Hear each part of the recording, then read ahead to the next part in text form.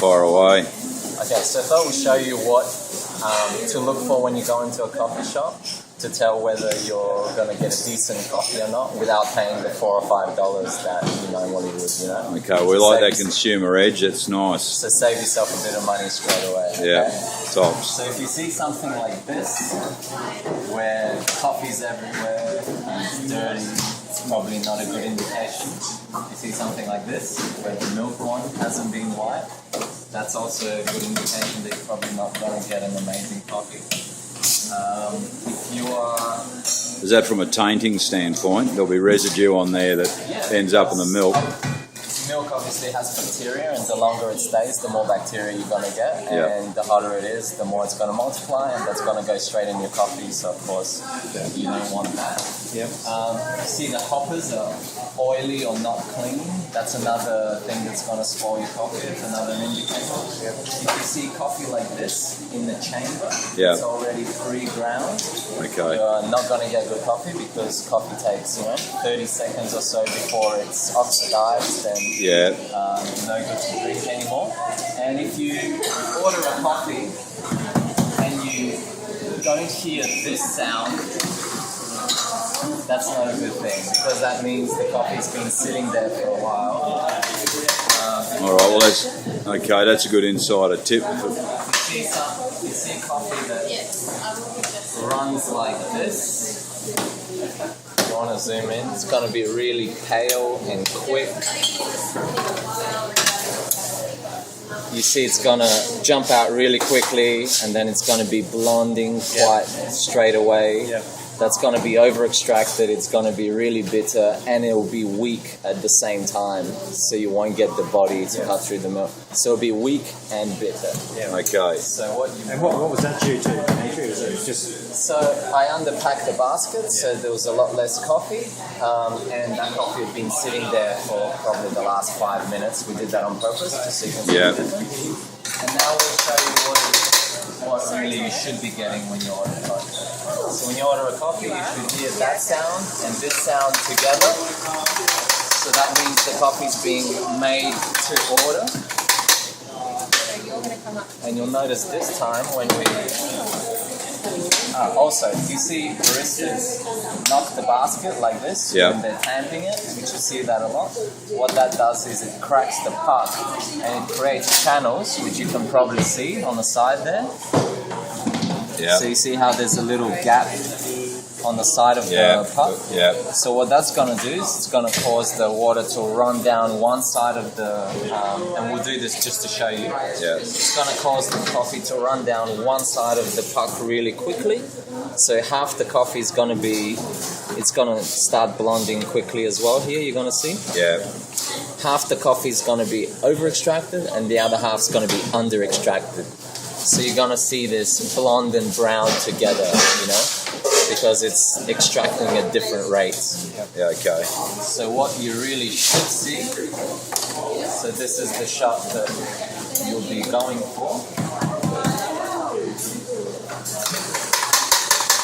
It's going to flow nice and smooth. It's going to look like a mouse tail all the way through.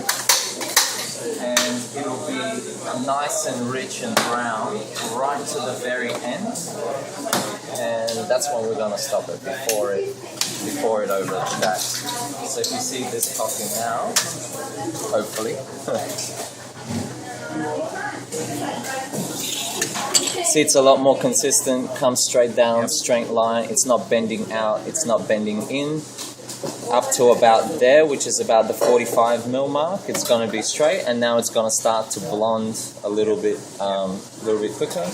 And normally that's where we would stop at around the 60 mil mark. Okay. So you see, it's got lots of crema. And how long is that? That's what, about 10 should be 12 seconds, something like that. It should be generally it's 30 seconds, so 25 to 30 seconds for 25 to 30 mils. That's the rule of coffee that they agreed on a while ago. And I guess we could make some milk-based coffees. You can have a look at that. And what's the coffee you're using? So we're using All Press, which is these guys, guys here. They're a Sydney-based company, And what they do is they air roast their coffee instead of drum roasting.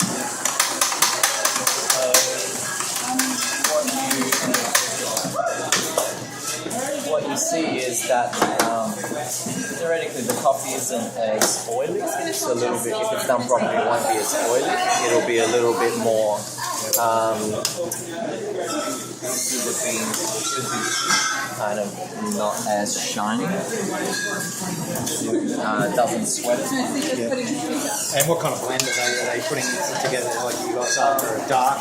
This is the Carmelo blend, and it's more of a milk-based blend, as most blends are. The reason is because 90% of coffees that you're going to buy are milk-based. Yeah. You know, there's only maybe 10% of people that bring short blacks and espressos.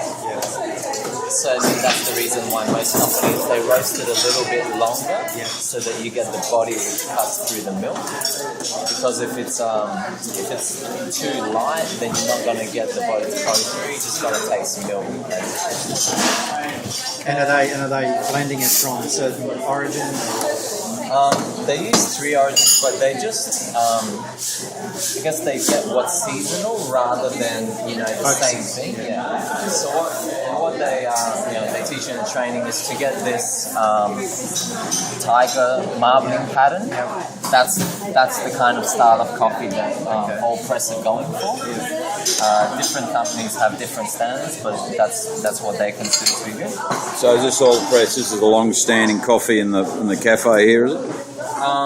They were here from the beginning, not the beginning, but since Cass and Tristan took over. And they've treated them quite well, so obviously they've stayed with them. And if you have a look, you look at the machinery, La Mazzocco's, Mazza grinders, so they've, And they look after them. Right. Well, this is looking like lava. This is how I like it.